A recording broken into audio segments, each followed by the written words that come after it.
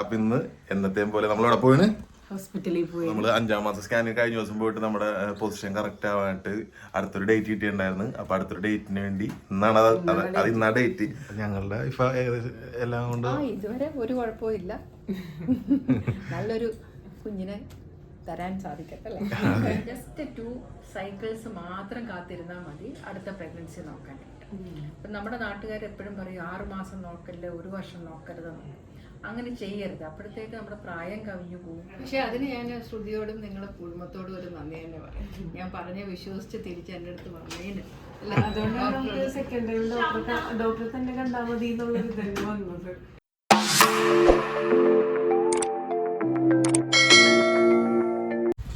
Hello guys, എല്ലാവർക്കും നമ്മുടെ പുതിയൊരു വീഡിയോയിലേക്ക് സ്വാഗതം കേട്ടാ. അപ്പൊ ഇന്ന് എന്നത്തെയും പോലെ നമ്മളവിടെ പോയിന് ഹോസ്പിറ്റലിൽ പോയിണത്. അവിടെ ഒരാളും കൂടി അവിടെ ഒന്നല്ല 2 പേരുണ്ട് അവിടെ.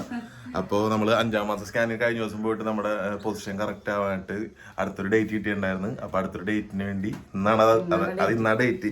അപ്പൊ ഇന്നിപ്പോ ഞങ്ങൾ രാവിലെ തന്നെ പോണേ, രാവിലെ തന്നെ ചെല്ലാൻ പറഞ്ഞിട്ടുണ്ട്. ചിലപ്പോൾ വൈകിട്ടാവാം, എപ്പോഴാന്നൊന്നും പറയാൻ പറ്റില്ല അല്ലേ, സമയമില്ലാത്തതുകൊണ്ട്. 9-ാം തീയതി ഇലക്ഷൻ കൂടി രാവിലെ ഊട്ടിയുള്ള കാര്യങ്ങളൊക്കെ എല്ലാം റെഡിയാക്കി എടുത്തിട്ട് ഇതെടുത്തിട്ട് പോയാണ് കാര്യം. എപ്പോഴാണ് തിരിച്ചു തന്നെ പറയാൻ പറ്റില്ലേ. ഇനി വൈകിട്ടൊക്കെ ആകുമ്പോൾ വെച്ചാൽ നമുക്ക് വോട്ടും ചെയ്യാൻ പറ്റില്ല. അപ്പൊ എന്നാലും ഇവിടെ തൊട്ടടുത്ത് പോണേക്ക് ചെയ്തിട്ട് നേരെ അങ്ങോട്ടേക്ക് നമ്മൾ നേരെ ഹോസ്പിറ്റലിലേക്ക് പോകും. അപ്പോൾ അങ്ങനെയൊക്കെ ഇന്നത്തെ വിശേഷങ്ങൾ തുടങ്ങണത് അല്ലേ. സുധുമുണ്ട്, സുധുവിന് അവധിയാണ്. അതെ, ഇന്ന് ഇലക്ഷൻ ആണ്ട് എല്ലാവർക്കും അവധിയായതുകൊണ്ട് കുഴപ്പമില്ല. പിന്നെന്ന് വെച്ചാല് ടെൻഷൻ ഉണ്ടാണ്ടെന്ന്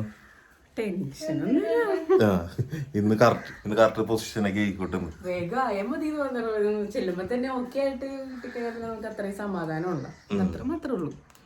നല്ലൊരു വേറൊന്നുമില്ല, നല്ലൊരു വേറൊന്നുമില്ല. ചെല്ലുമ്പോ ഓക്കെ. അപ്പൊ എല്ലാവരും പ്രാർത്ഥനയും അപ്പൊ ഇന്നിപ്പോ കഴിഞ്ഞ കഴിയുമ്പോ നേരെ നമ്മള് 6ാം മാസവും അല്ലെ. അടുത്ത ദിവസം പോലെ 6ാം മാസത്തേക്ക് നമ്മൾ തുടക്കം. അവിടെ ഡേറ്റ് ഇല്ലാത്തതുകൊണ്ട് അവര് ഈ ഡേറ്റിന്റെ ഇടയിൽ കേട്ട് ഇങ്ങനെ ഒരു 10 ദിവസം കഴിഞ്ഞിട്ടാണ് ഇപ്പൊ സ്കാൻ ചെയ്തിട്ട്. ഡേറ്റ് ഇല്ലാത്തതിന്റെ കാരണത്താലാണ് എത്ര വൈകിയത്. അപ്പൊ നമുക്ക് നേരെ പോയിട്ട് ബാക്കിയുള്ള വിശേഷം. ഒരുപാട് പേര് ഇങ്ങനെ വന്നിട്ടുണ്ടെന്ന് പറഞ്ഞ് അവര് റിവ്യൂവിന് വിടുമ്പോ പിന്നെ എല്ലാ ബുക്കിങ്ങും ഒക്കെ കൂടെ ആകുമ്പോഴത്തേക്കും ടൈറ്റ് ആവുമല്ലോ അവരുടെ. അതെ അതെ അതെ. പിന്നെ അതെ, അപ്പൊ നമുക്ക് നേരെ ഹോസ്പിറ്റലിൽ പോയിട്ട് ബാക്കി വിശേഷങ്ങളൊക്കെ. അപ്പൊ പിന്നെ എല്ലാവരും ചോദിക്കും ഞാൻ സുധും കൊണ്ടിട്ട് ഇവരുടെ കൂടെ ഞങ്ങളോട് വെറുതെ ഇരിക്കുകയാണ്. അപ്പൊ ഞങ്ങള് വണ്ടിയുടെ പുറകെ ഞങ്ങളും വേണ്ട. അപ്പൊ കഴിഞ്ഞ വീഡിയോയിൽ ഞങ്ങൾ ഫുഡ് കഴിക്കാൻ പോയ വീഡിയോയില് ഒരു കമന്റ് ഞാൻ കണ്ട്. കമന്റിനെ കുറിച്ചൊന്നും പറയാനൊന്നുമില്ല. അവര് മാത്രം 2 പേര് മാത്രം പോയാ പോലെ നിങ്ങളൊക്കെ എന്തിനാണ് പോയെന്ന് ചോദിച്ചിട്ടുണ്ട്. കണ്ടില്ലേ? ഇല്ല, ഞാൻ കമന്റ് കണ്ടില്ലേ? ഞങ്ങൾ അതൊക്കെ അവർ 2 പേരും പോകണ്ടെടുത്ത് അവർ 2 പേരും പോകണ്ടല്ല. വീഡിയോ ആക്കാൻ പറ്റൂല. ഇത് പെട്ടെന്ന് ഞങ്ങൾ അരി അടപ്പതിട്ടതാണ് 2 നേരത്തെ കൂടി. ആ ചോറവിടെ ഊറ്റി വെച്ചിട്ടാണ് ഞങ്ങൾ അങ്ങനെ ഒരു അവസരം വന്നപ്പോ പെട്ടെന്ന് തീരുമാനിച്ചു എല്ലാവരും കൂടി പോണത്. ഞങ്ങൾക്ക് എല്ലാവരും കൂടി പോണതാണ് സന്തോഷം. നിങ്ങൾ ഒറ്റക്ക് പോകാൻ ആഗ്രഹിക്കുന്ന ആൾക്കാർ ഒറ്റക്ക് പോക്കോ. അവരൊറ്റക്ക് വിടുന്നോടത്ത് ഞങ്ങൾ ഒറ്റക്ക് വിടുന്നുണ്ട്. പറഞ്ഞു ശ്രുതി നിർത്താണ്ട് പറഞ്ഞോണ്ടിരിക്കണം. സംഭവം വെച്ചാൽ നമ്മൾ എല്ലായിടത്തും പോകണം. എങ്ങനെ പറയാം, ഒരുമിച്ചേക്ക് പോകണം. അല്ലാണ്ട് പോകണടത്തൊക്കെ പോകുന്നുണ്ട്. ബാക്കിയുള്ള കാര്യങ്ങളെല്ലാം നടക്കുന്നുണ്ട്. ഞാനും കണ്ടിട്ടുണ്ടായിരുന്നു. ഞാനപ്പോ ആലോചിക്കുന്നത് ഏത് കമന്റ് ആയിരുന്നു.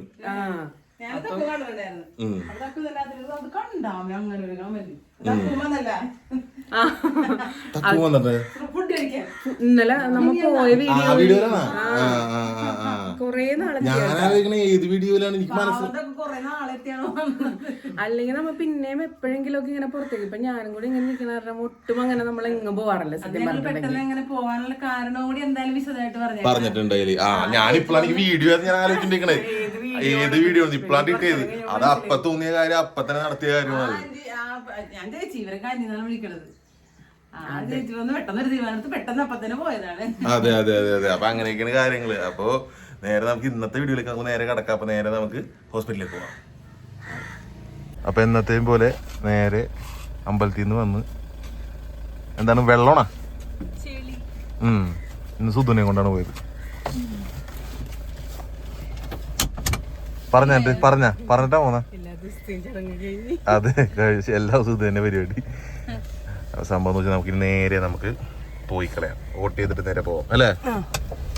ഡോറടച്ചപ്പോ വരുന്നു. ശരി എന്നാ.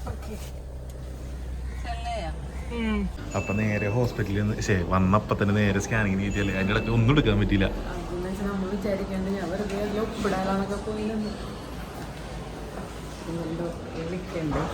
കണ്ടിട്ട് വരാം നമുക്ക്.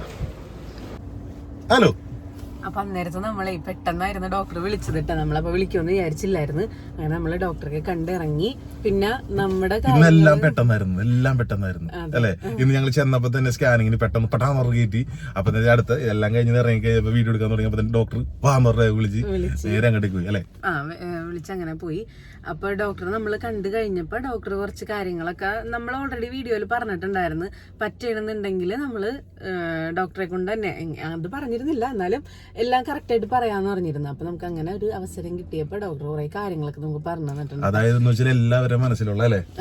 എന്നോട് ഏറ്റവും കൂടുതൽ നമ്മുടെ ഒരു ഇത് കണ്ടിട്ട് ഏറ്റവും കൂടുതൽ കമന്റ് ബോക്സ് ആയിട്ട് മെസ്സേജ് ആയിട്ട് വന്ന ക്വസ്റ്റ്യൻസ് ഒക്കെ ഞാൻ ഡോക്ടറോട് ചോദിച്ചിട്ടുണ്ടായിരുന്നു. അപ്പൊ ഡോക്ടർ അതൊക്കെ പറഞ്ഞു തന്നിട്ടുണ്ട്. അപ്പൊ അതെല്ലാവരും ഒന്ന് പോയിട്ട് എന്താണ് പറഞ്ഞെന്നുള്ളത് ജസ്റ്റ് ഒന്ന് കണ്ടിട്ട് എന്നിട്ട് നമുക്ക് ബാക്കി വിശേഷങ്ങൾ പറയാം. അതെ, ഞങ്ങള് പറഞ്ഞതിനേക്കാൾ കൂടുതൽ ഏറ്റവും കൂടുതൽ അറിവുള്ള ആൾക്കാർ പറഞ്ഞു തരുമ്പോ ഈ ഏറ്റവും കൂടുതൽ സംശയമുള്ള ആൾക്കാർക്ക് വരെ ഇത് മനസ്സിലാവുന്ന രീതിക്ക് ഡോക്ടർ നല്ല അടിപൊളിയായിട്ട് പറഞ്ഞു തന്നിട്ടുണ്ട്. അപ്പൊ എല്ലാവരും ഒന്ന് പോയി കണ്ടിട്ട് വാ. ഓക്കെ. അപ്പൊ നമ്മള് ഡോക്ടറിനെ കാണാന്ന് പറഞ്ഞിട്ടുണ്ടായിരുന്നില്ലേ. ഡോക്ടർ ഫ്രണ്ടിൽ ഇരിപ്പുണ്ട്. അപ്പൊ ഡോക്ടറാണ് പിന്നെ ആദ്യത്തെ നമ്മുടെ സർജറിയും കാര്യങ്ങളൊക്കെ ചെയ്ത് എപ്പോഴും ഞാൻ പറയാറുള്ള കാര്യം. അപ്പൊ ഡോക്ടർ എന്തായാലും എല്ലാവരുടെയും ഒരു ഡൗട്ടിനൊക്കെ ഒരു ഇതാക്കി പറയാന്ന് പറഞ്ഞിട്ടുണ്ട് നമുക്കപ്പൊ. ഏറ്റവും കൂടുതൽ എനിക്ക് വന്ന ക്വസ്റ്റ്യന് എത്ര നാൾ കഴിഞ്ഞിട്ട് നമുക്ക് നോക്കായിരുന്നു, അങ്ങനെ എന്താണ് സംഭവം എന്നൊക്കെയാണ് ഏറ്റവും കൂടുതൽ വന്നിരുന്നത്. അപ്പൊ ഡോക്ടർ ഒന്ന് പറഞ്ഞു കൊടുക്കണം അതിനെ പറ്റിയിട്ട്. എക്ടോപിക് ആണെങ്കിലും അബോർഷൻ ആണെങ്കിലും നമ്മൾ കൂടുതലായിട്ട് ആദ്യത്തെ അബോർഷൻ്റെ കാര്യം പറയും. ഒരു അബോർഷൻ കഴിഞ്ഞാൽ നമ്മൾ ഇൻഡെഫിനിറ്റായിട്ടൊന്നും വെയിറ്റ് ചെയ്യേണ്ട ആവശ്യമില്ല. നമ്മൾ അബോർഷൻ കഴിഞ്ഞ് ആദ്യത്തെ പീരീഡ് പിന്നെ ഒരു പീരീഡും കൂടെ വരാൻ നമ്മൾ കാത്തിരിക്കാറുണ്ട്. അതെന്തിനാണെന്ന് ചോദിച്ചാൽ പീരീഡ്സ് റെഗുലറായോ, മെൻസ്ട്രുവൽ സൈക്കിൾ റെഗുലറായോ എന്നൊക്കെ അറിയാനാണ്. അല്ലെങ്കിൽ എപ്പോഴാണ് പ്രഗ്നൻ്റ് ആയെന്നൊക്കെ അറിയാതെ കൺഫ്യൂഷൻ വരും. അപ്പം ജസ്റ്റ് 2 സൈക്കിൾസ് മാത്രം കാത്തിരുന്നാൽ മതി അടുത്ത പ്രഗ്നൻസി നോക്കാനായിട്ട്. അപ്പം നമ്മുടെ നാട്ടുകാർ എപ്പോഴും പറയും 6 മാസം നോക്കല്ലേ, 1 വർഷം നോക്കരുതെന്ന്. അങ്ങനെ ചെയ്യരുത്. അപ്പോഴത്തേക്ക് നമ്മുടെ പ്രായം കവിഞ്ഞു പോവും, വേറെ പ്രശ്നങ്ങൾ വരും. അപ്പം മറ്റുള്ളവർ പറയുന്നതിൻ്റെ ശരിയായുള്ള കാരണം അറിയാതെ അവരങ്ങ് പറയുന്നതേ ഉള്ളൂ. അത് കാര്യമാക്കണ്ട. പിന്നെ എക്ടോപിക് ആണെങ്കിൽ നമ്മൾ ഡയഗ്നോസ് ചെയ്യുന്നത് ഒരു 6 വീക്സിനുള്ളിലാണ്. അപ്പോൾ അത് വളരെ ഏർലി സ്റ്റേജ് ആണെങ്കിൽ, അതായത് ബീറ്റാക്സിജി ഒക്കെ വളരെ ലോ ലെവലാണെങ്കിൽ നമുക്ക് മെഡിക്കൽ മാനേജ്മെൻറ്റ് നോക്കാം. അതായത് ഇഞ്ചക്ഷൻ കൊടുത്ത് വെയിറ്റ് ചെയ്ത് ഇത് ബീറ്റാക്സിജി കുറയുന്നൊന്ന് മോണിറ്റർ ചെയ്ത് പോകും. പിന്നെ അത് മോണിറ്റർ ചെയ്തിട്ടും കുറയുന്നില്ലെന്നുള്ളൊരവസ്ഥയിലാണെങ്കിൽ മാത്രമാണ് നമ്മൾ സർജറിക്ക് പോകുന്നത്. പിന്നെ വേറൊരെണ്ണം പെട്ടെന്ന് ഇത് വളരുകയും ഉള്ളിലൊരു ബ്ലീഡിങ് വരികയും ചെയ്താലും സർജറി ചെയ്യും. അപ്പോൾ അത് കഴിഞ്ഞാൽ മെഡിക്കൽ ട്രീറ്റ്മെൻറ്റ് ആണെങ്കിൽ ഈ പറഞ്ഞ പോലെ 2 മാസം വെയിറ്റ് ചെയ്യും, ആ മെഡിസിൻ്റെ ഇഫക്റ്റൊക്കെ ഒന്ന് പോയി കിട്ടാൻ.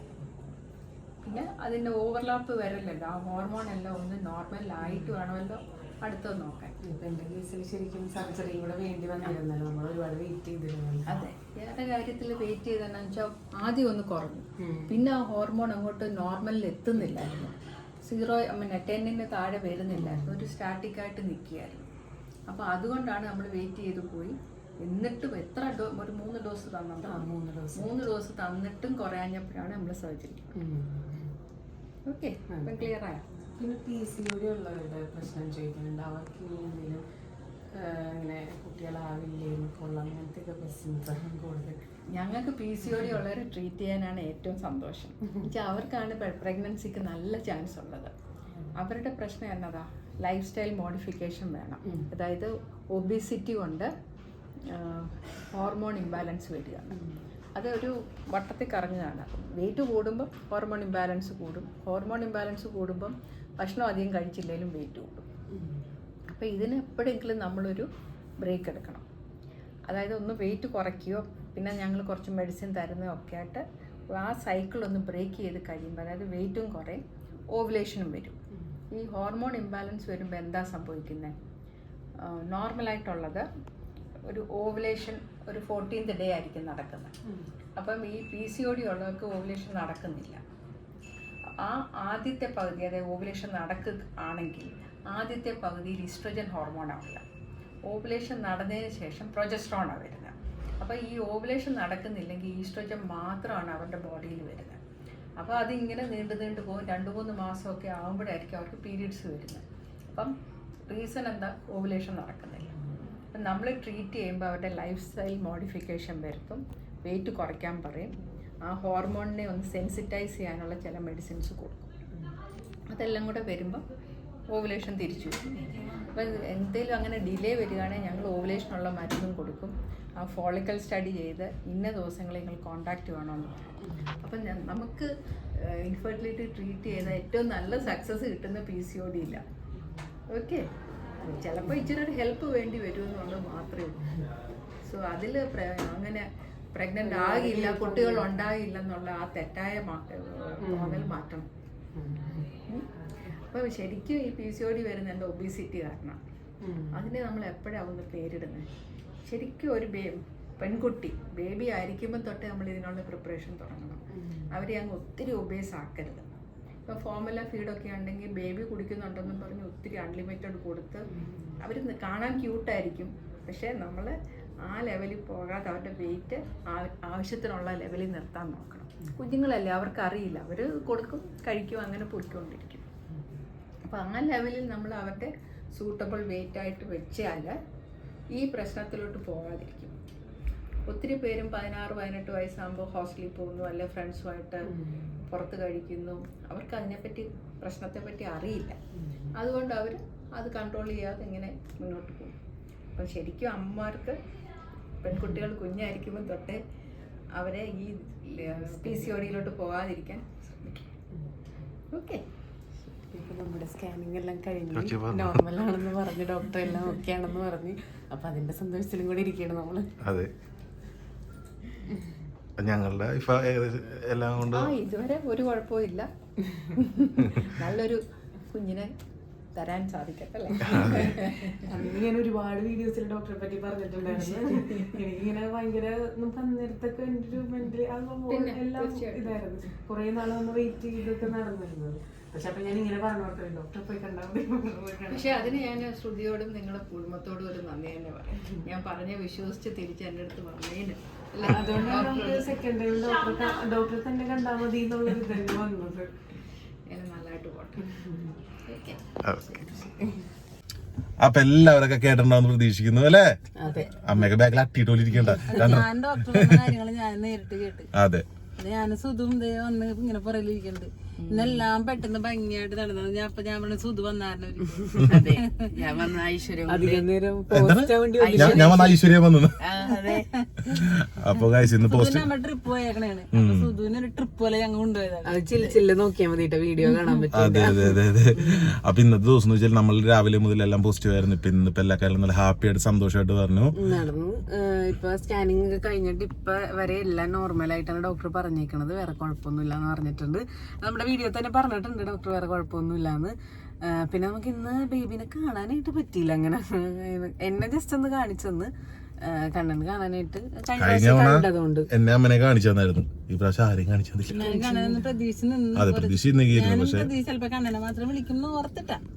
ഞാനും ചോദിച്ചില്ല, നീ വിളിക്കേറിയില്ല കണ്ടില്ലെങ്കിലും എല്ലാം കുഴപ്പമില്ല. എല്ലാം നല്ല സന്തോഷമായിട്ട് നടന്നല്ലോ, അത് മതി. പെട്ടെന്ന് കഴിയുകയും ചെയ്ത് ഹാപ്പി ആയിട്ട് സുധിയ ഇറങ്ങി വന്ന്. അപ്പൊ ഞങ്ങൾക്ക് വലിയ സന്തോഷം.